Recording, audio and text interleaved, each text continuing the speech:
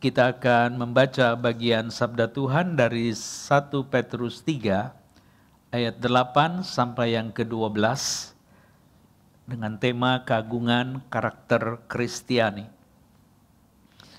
Akhirnya hendaklah kamu seia sekata, seperasaan, mengasihi saudara-saudara, penyayang dan rendah hati. Dan janganlah membalas kejahatan dengan kejahatan, atau caci maki dengan caci maki. Tapi sebaliknya hendaklah kamu memberkati, karena untuk itulah kamu dipanggil, yaitu untuk memperoleh berkat. Sebab siapa yang mau mencintai hidup dan mau melihat hari-hari baik, ia harus menjaga lidahnya dari yang jahat dan bibirnya dari ucapan-ucapan yang menipu. Ia harus menjauhi yang jahat dan melakukan yang baik. Ia harus mencari perdamaian dan berusaha mendapatkannya, sebab mata Tuhan tertuju kepada orang-orang benar dan telinganya kepada permohonan mereka, tetapi wajah Tuhan menentang orang-orang yang berbuat jahat. Sampai sedemikian jauh pembacaan sabda Tuhan.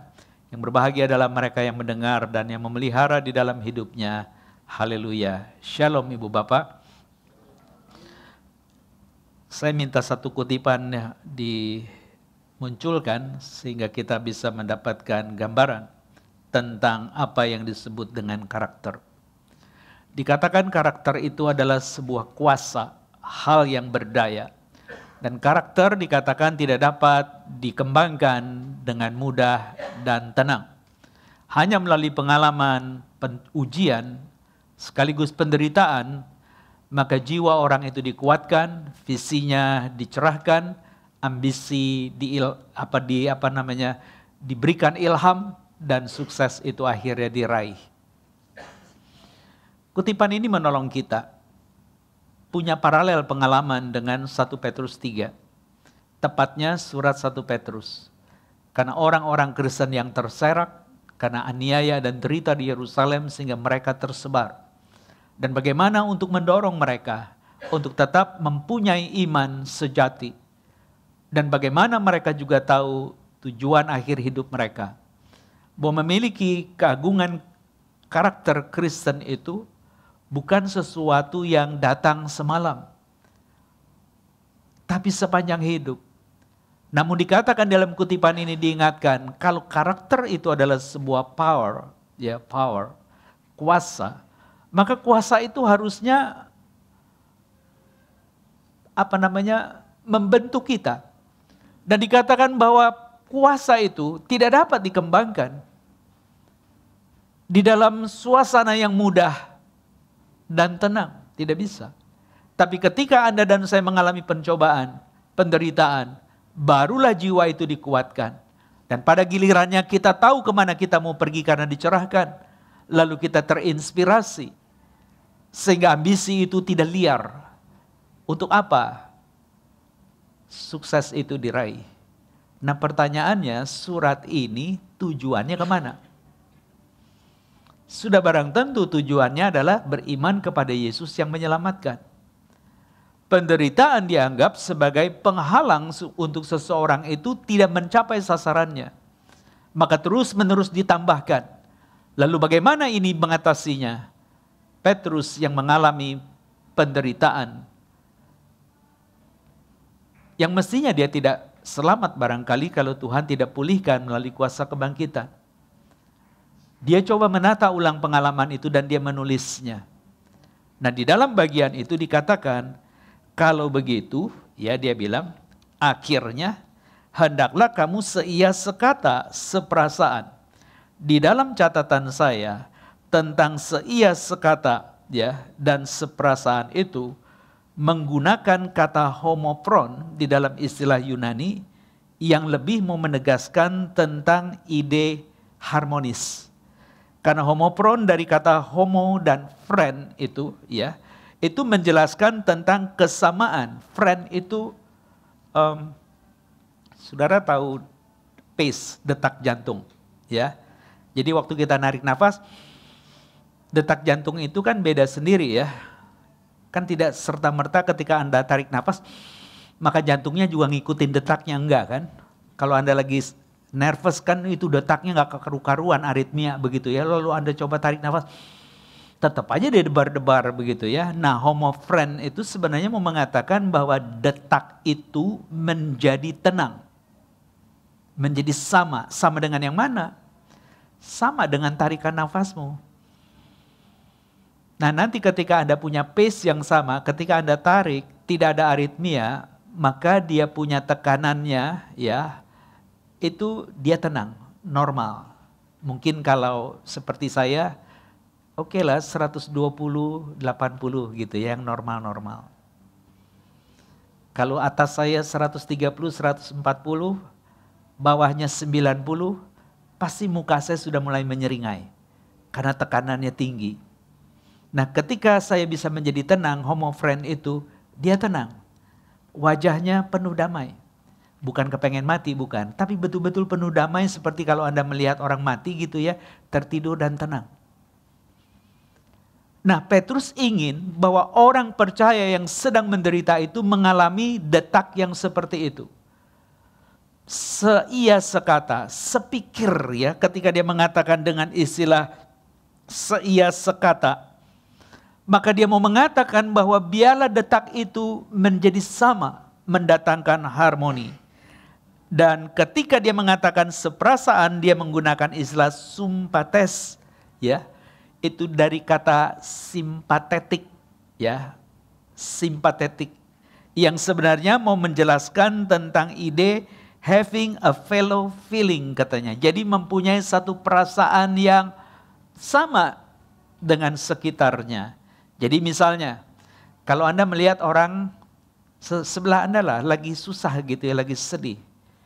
Terus Anda lebih suka tertawa, cekikikan, atau ikut sedetak frame-nya itu, jantungnya itu. Jadi melihat dia sembab matanya, kita terharu juga sembab matanya. Atau Anda melotot lalu cekikikan. Tergantung kan karakternya kayak apa gitu ya. Tapi kalau kita normal, pasti detak itu sudah sama karena harmoni, kita juga akan terbawa kesedihannya. Bahkan ketika kita sapa, ada yang bisa saya bantu, kenapa kamu? Ya, seperti itu. Lalu Anda melihat dia, Anda pun menahan senggukan temanmu. Oke, ada apa ya? Silakan, feel free, singkapkan. Aku mau dengar. Misalnya gitu kan, karena terharu. Nah, seperasaan itu diungkapkan dengan sympates itu seperti itu, fellow feeling, a fellow feeling. Kemudian mengasihi saudara-saudara dengan istilah Philadelphos, dari Philia Adelphos, artinya persahabatan yang terjadi bukan karena orang itu keluar dari rahim yang sama. Adelphos itu bukan dari rahim yang sama. Jadi satu sahabat yang keluar, jadi pertemanan atau persaudaraan yang tidak muncul karena dari darah daging yang sama. Manusianya sama, tapi dia tidak saudara sedaging. Itu yang disebut dengan Philia Adelphos atau Philadelphos yang digunakan dengan sebutan mengasihi saudara-saudara. Lalu kemudian dia menggunakan juga istilah penyayang dengan istilah euplangnos, ya. Euplangnos itu mau mengatakan dari kata eu yang artinya baik dan splangnon atau splen yang artinya mempunyai compassionate katanya, mempunyai sebuah tender hearted, ya, sebuah hati yang lembut. Dan ketika dia mengatakan ada sebuah perasaan yang compassion itu ya, dia mengatakan bahwa dia seperasaan. Bahwa engkau sedang sedih, oke, aku juga mengalami kesedihan yang sama. Buat apa? Karena kutipan tadi mengatakan, jiwa itu tidak bisa berkembang, ya, tidak bisa dikembangkan, kecuali melalui pencobaan dan penderitaan. Karena dengan cara itulah, jiwamu akhirnya dikuatkan. Dan visimu tentang menjadi orang Kristen dicerahkan, dan ambisimu itu terilhamkan. Oh, aku harus ini.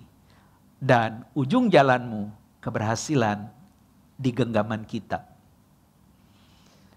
Nah, ketika Petrus itu mengatakan di dalam bagian ayat yang ke-8, ya, Lalu dia mengatakan, dan rendah hati, ya, kata rendah hati itu dia menggunakan philofron, dari kata philos dan friend. Friendnya sama seperti yang tadi homo friend itu. Nah, cuma sekarang philos itu adalah bukan lagi dalam artian yang detaknya sama, terserah itu siapa. Mungkin herder yang Anda sedang bawa, mungkin kucing yang Anda sedang bawa sambil jalan, terserah.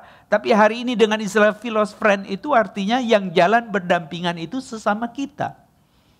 Dan ketika Anda dan saya mempunyai sebuah detak yang sama, itu berarti Anda coba menempatkan diri dengan sebutan humble, rendah hati.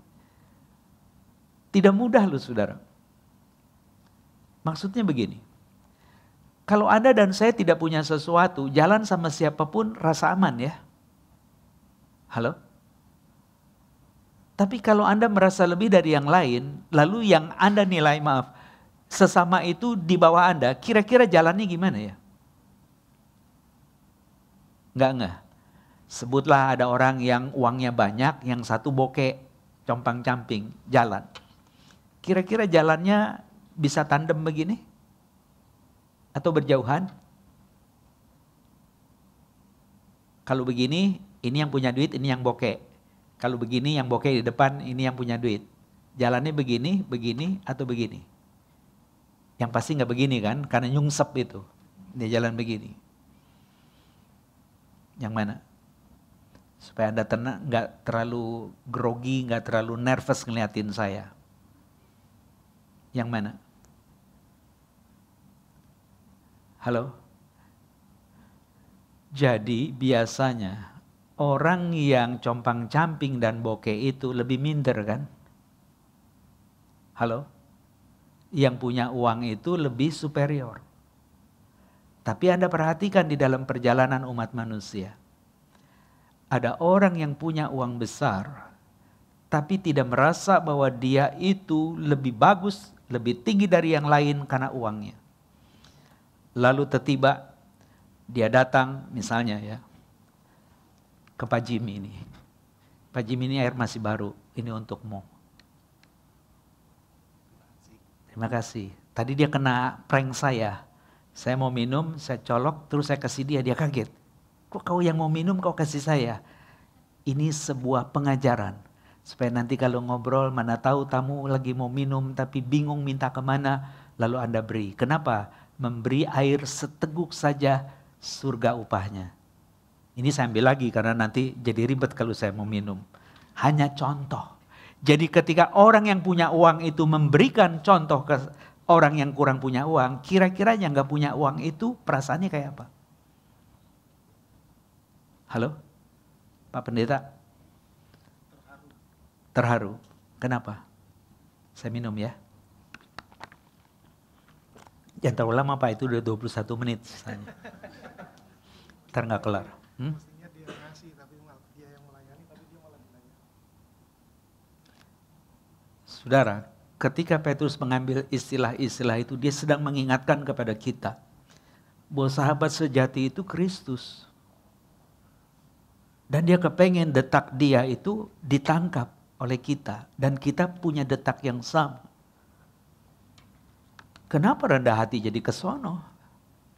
Philos friend. Dia Allah saudara. Anda manusia. Dia pencipta. Kita ciptaan. Bagaimana tiba-tiba bisa sejajar? Dia merendahkan diri. Supaya terjadi detak itu dan persahabatan itu mewujud. Ketika engkau dan saya bisa mempunyai satu komunitas yang sedemikian, itu bukan datang dengan sendirinya, tapi upaya sengaja.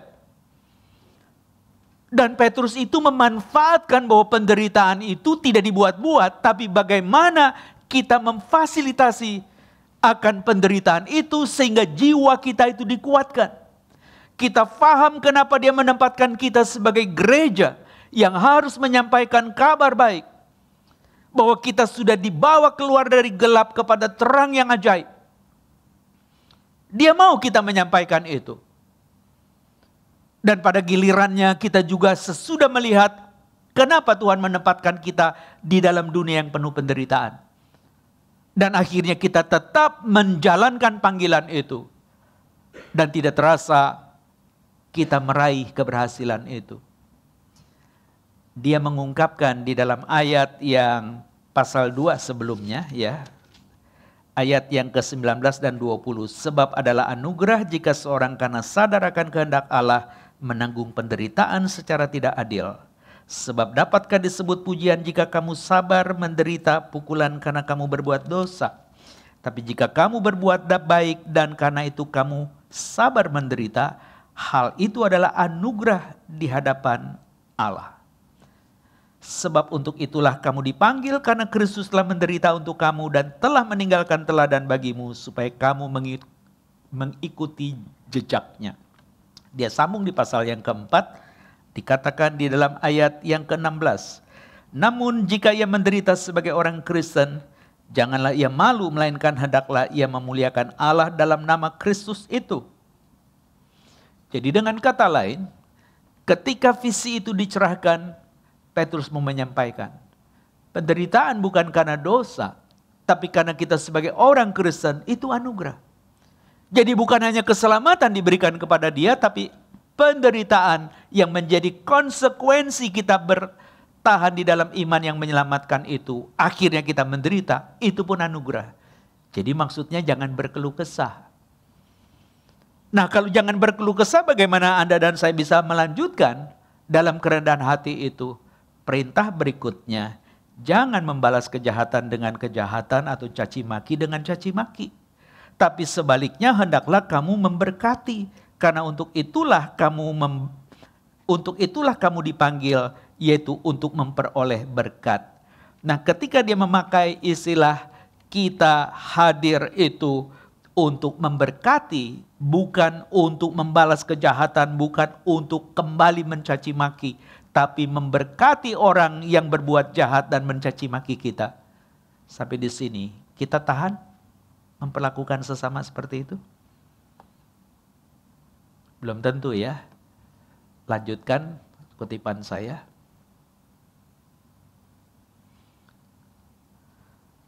Dia katakan your actions define your character. Your words define your wisdom.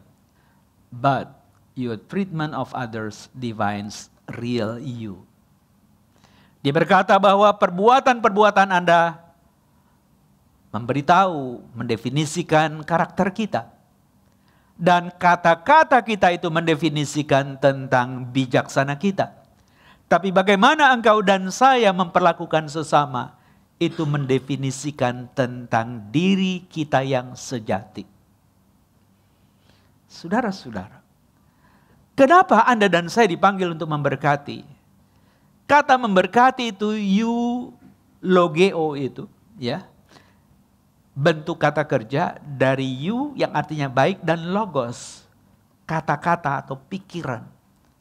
Jadi dengan kata lain ketika engkau datang kepada orang yang mencaci, kepada orang yang berbuat jahat, tetapi kita harus memberkati karena kita dipanggil untuk memiliki berkat dan menyalurkannya. Engkau jangan balas. Itu tanda kita punya karakter yang mulia. Wah, kalau begitu mah susah Pak. Pendeta aja masih ngomel, masih marah-marah. Terkadang kalau dipotong orang juga jengkel gitu ya. Mau nyumpah, ntar yang lewat ternyata penetua gereja. Cilaka kita katanya. Tapi ketahan gak enak. Terus terang kita susah. Tapi ketika Petrus mengatakan engkau tidak membalas orang yang berbuat jahat kepadamu dan yang mencaci kamu, tetapi engkau memberkati mereka. Saya kira itu yang pernah saya alami. Mau marah itu hak saya. Mau mencaci maki dengan kata-kata tidak senonoh pun itu hak saya. Tapi ketika kita coba untuk mengendalikan emosi itu dan berkata, Tuhan, izinkan aku mengampuni dan bebaskanlah aku dari jerat itu. Muka langsung tenang. Langsung penuh damai. Kok bisa ya? Itulah cara Tuhan membentuk kita. Saya sudah berkali-kali di sini ketika engkau ingin marah, tariklah nafasmu. Bisa kan? Dijengkelin nih, jempol keinjak, mau marah nih, terus ngapain? Tarik nafasmu. Ketika udah mulai mau nonjok, kan kalau nonjok itu kalau nggak lurus, uppercut gitu kan, dari bawah ke atas gitu kan ya. Bisa bengep dia. Terus bagaimana supaya Anda tidak jadi marah? Sebelum uppercut Anda naikin kepalamu ke atas. Bisa uppercut nggak? Susah kan? Kalau mukul kan jadi begini. Kan jadi susah mukul begini toh. Dan itu menertawakan diri dan akhirnya Anda nggak jadi marah dan nggak jadi mukul. Lalu orang yang terkaget-kaget lihat itu orang lagi bercanda atau apa. Enggak, sebenarnya gue mau tonjok dia. Tapi entah kenapa itu nggak ada tenaganya. Karena diajarin Simon katanya kalau marah angkat tangan, lalu kalau mau pukul silakan dari atas. Ya nggak bisa lah. Ya, dan ketika Anda mulai siuman, ini adalah praktek yang sederhana. Maka supaya Anda jangan marah, tariklah nafas Anda. Ketika Anda sudah habis, tahan sebentar. Jangan dikeluarkan. Hitung sampai 5. 1, 2, 3, 4, 5. Pelan-pelan keluarinnya.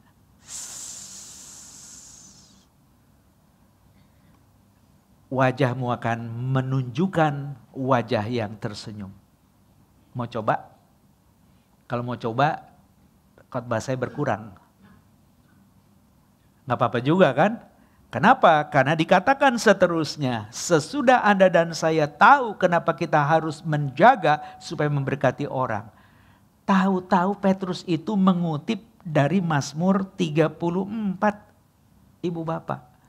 Ayat 13 sampai 17. Dia mengatakan sebab, ya, itu awal sesudah menutup ayat 9. Ayat 10 dimulai dengan sebab. Siapa yang mau mencintai hidup dadat. Jadi penjelasan ayat 10 sampai 12 itu kutipan Mazmur 34, 13, 17 itu jawaban. Kenapa kita harus memberkati orang yang mencaci maki dan berbuat jahat kepada kita? Lalu apa penjelasannya? Ketika Petrus memperkenalkan kutipan dari Mazmur 34 ini dengan kata penghubung yang menjelaskan sebab, menunjukkan bahwa dia memandang kutipan tersebut sebagai alasan untuk menaati nasihat dari ayat 9 tadi, supaya Anda dan saya memberkati mereka. Dan menurut pemazmur itu artinya orang yang melakukan hal-hal seperti itu akan menemukan kehidupan yang paling memuaskan. Ayat 10. Lalu hari-harinya akan baik. Sama di ayat 10. Dan mata Tuhan akan selalu tertuju kepadanya untuk memberkati. Ayat 12. Dan yang keempat, si pemazmur itu menggarisbawahi telinga Tuhan akan siap mendengar doanya. Sampai di sini. Saya eksposisi. Anda tahu ayat ini cerita siapa? Cerita Raja Daud yang melarikan diri untuk menyelamatkan ternyata masuk ke kandang singa musuhnya. Abimelek. Terus karena dia tidak berdaya ini masuk ke musuhnya, dia bisa mati diganyang sama semua serdadu-serdadu daripada Abimelek. Apa yang dia buat Ibu Bapak? Dia berbuat seperti orang berperilaku orang gila. Saya tidak boleh tiru karena nanti ada orang yang tersinggung, ada yang marah karena nanti ini kan masuk YouTube ya.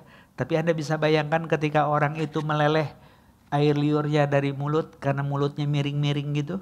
Saya juga tidak boleh contohkan, tapi Anda imajinasikan saja. Ada bayangan? Anda miring ya, jalannya miring lalu mulutnya miring meleleh itunya, terus ngoceh gak karu-karuan. Terus ketemu orang kayak begini, Anda anggap orang itu waras atau kurang waras? Halo? Waras atau kurang waras? Kurang waras ya. Daud memperlakukan diri seperti itu karena dapat kreatif. Visinya itu tercerahkan bahwa dia adalah raja yang belum kudu mati di situ. Dan akhirnya dia menjaga lidah. Dia mengekang karena ide daripada jaga lidah itu dijabarkan di Yakobus. Saya tidak bacakan ya, tapi saya ingin menunjukkan saja, yaitu Yakobus pasal yang ketiga. Yang digambarkan di situ bahwa lidah itu dikatakan dia menjadi, mungkin saya bacakan bagian ini ya. Lihatlah betapapun kecilnya api dapat membakar hutan yang besar. Lidah pun adalah api. Lidah merupakan satu dunia kejahatan di antara anggota-anggota tubuh kita. Sesuatu yang menodai seluruh tubuh dan membakar roda kehidupan kita. Sedangkan lidah itu sendiri dibakar oleh api neraka. Kenapa kita harus jaga lidah? Karena dijelaskan. Dari lidah yang sama kita memberkati. Tapi dengan lidah yang sama kita mengutuki. Dianalogikan, bisa ke sumber air yang sama keluar air tawar dan asin. Kalau tidak, kenapa lidah kita bisa mengungkapkan itu? Pemazmur itu menegaskan ulang, jagalah lidah kita dan dari mulut yang banyak tipu muslihat. Karena dengan cara itulah kita bisa mengarahkan orang dan dia melihat hari-hari yang baik. Dan di dalam Mazmur 34 barangkali ya, menjadi penutup bagian eksposisi ini, dikatakan di dalam nomor 34 itu ayat 10, takutlah akan Tuhan hai orang-orang kudus, sebab orang-orang yang takut akan Dia tidak akan berkekurangan. Singa-singa muda merana kelaparan, tapi orang-orang yang mencari Tuhan tidak kekurangan satupun yang baik. Marilah anak-anak, dengarkanlah aku, kata pemazmur. Takut akan Tuhan akan kuajarkan kepadamu. Siapa di antaramu yang mencintai hidup dan mendambakan hari-hari penuh kebahagiaan? Jagalah lidahmu dari yang jahat dan bibirmu dari ucapan yang menipu. Jauhilah yang jahat dan lakukanlah yang baik. Carilah perdamaian dan raihlah dia. Mata Tuhan tertuju kepada orang-orang benar dan telinganya kepada teriak mereka minta tolong. Wajah Tuhan menentang orang-orang yang berbuat jahat untuk melenyapkan ingatan kepada mereka dari muka bumi. Jadi ketika bagian ini ditutup oleh pemazmur yang mengajarkan kita apa arti takut akan Tuhan, Petrus mengambil bagian itu supaya engkau boleh mengupayakan damai sejahtera. Yang sebenarnya secara hukum damai sejahtera itu adalah hasil kematian dan kebangkitan Kristus. Dan ketika dia bangkit, dia menyampaikan kabar kebangkitan itu kepada para murid. Damai sejahtera bagimu. Dan kalau itu yang Anda upayakan, sehingga Anda mempunyai yang namanya homo friend tadi. Dan ada philos friend di dalam tutupan untuk mempunyai karakter yang agung. Engkau dan saya tidak punya pilihan. Kutipan terakhir barangkali bisa menolong kita. Ada lagi? Saya langsung saja ya. Kedalaman sebuah karakter berarti kekomplekskan atau kerumitan dari pribadi seseorang dan ciri-ciri pribadi yang menambah kerumitan kepada satu kepribadian, termasuk nilai-nilai yang kuat, kesadaran diri, dan juga satu hal yang dia pahami tentang tujuan. Jadi dengan kata lain, ciri-ciri orang itu sudah membuat dirinya rumit. Ditambah lagi dengan yang katanya nilai-nilai yang dia alami yang begitu kuat mengendalikan dia. Seperti Petrus itu. Dan kesadaran diri bahwa sekarang penderitaan itu memang seperti ini. Karena akulah yang pertama sebenarnya menjawab tentang keberatanku. Ketika Yesus menggarisbawahi pengakuanku, engkau adalah Mesias anak Allah yang hidup. Dia berkata, engkau mendapat hikmat dari sorga, Simon bin Yunus. Tapi ketika Yesus memberitahu dia akan datang ke Yerusalem, ditangkap oleh tua-tua, oleh pemimpin bangsa Yahudi dan ahli Taurat, dan kemudian mati pada hari ketiga dan dibangkitkan, aku mengatakan jangan terjadi ini Tuhan. Dan Yesus menghalauku dan menyebut aku iblis. Enyahlah kamu. Itu sebuah kesadaran diri. Bahwa aku punya nilai-nilai kuat yang kualami. Aku sangat tahu bahwa dia menempatkan aku sekarang. Bahwa memang tidak bisa tidak. Penderitaan itu akan menjadi bagian hidupku dan hidup semua orang. Dan Matius mencatat ibu bapak tentang penderitaan Yesus itu 4 kali. Dicatat 4 kali.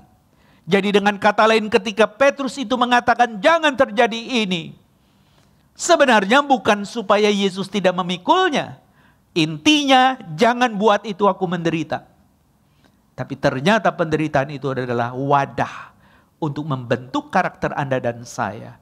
Sehingga kita bisa mempunyai visi yang cerah. Kita punya ambisi yang terilhami. Dan pada gilirannya sukses itu diraih. Dan kalau memang hari ini sudah selesai, khotbah juga udah selesai sebenarnya. Tapi kesimpulannya mendadak banget ya. Begini kesimpulannya. Saudara-saudara, ketika engkau dan saya boleh mendapatkan pengertian eksposisi dari 1 Petrus 3 ayat 8 sampai 12. Dia mengatakan, supaya engkau hidup selaras.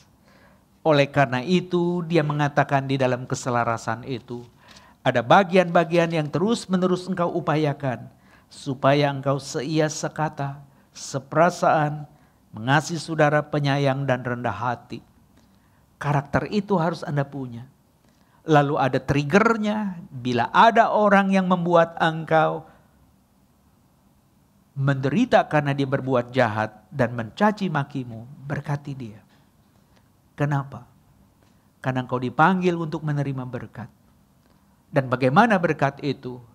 Maka cerita Daud di Mazmur 34 di hadapan Abimelekh, dia menceritakan tentang takut Tuhan yang membebaskan dia, yang membuat dia melihat hari-hari baik, dan pada gilirannya dia sungguh menjadi raja di Israel yang terbesar. Anda tidak perlu mimpi menjadi orang terbesar, tapi cukup hidup menjadi berkat. Itu adalah anugerah Allah. Kiranya Tuhan menolong ibu bapak dan saudara sekalian. Dan apa yang dikatakan dengan kedalaman karakter yang agung itu artinya ada satu kepribadian seseorang yang begitu rumit. Dan ciri-ciri yang menambah kerumitan itu karena engkau punya nilai-nilai kuat yang teruji. Dan kesadaran diri bahwa engkau bisa mengekang supaya engkau tidak menjadi liar dan akhirnya terbakar. Karena lidah yang juga disimbolkan dengan lidah api yang menghanguskan. Engkau tidak lagi ada di dalam jebakan itu. Engkau menahan diri. Mungkin ini antara aku dan Pak Jimmy. Ketika ada satu ungkapan tadi, dia langsung menatap saya. Apa saya harus bicara?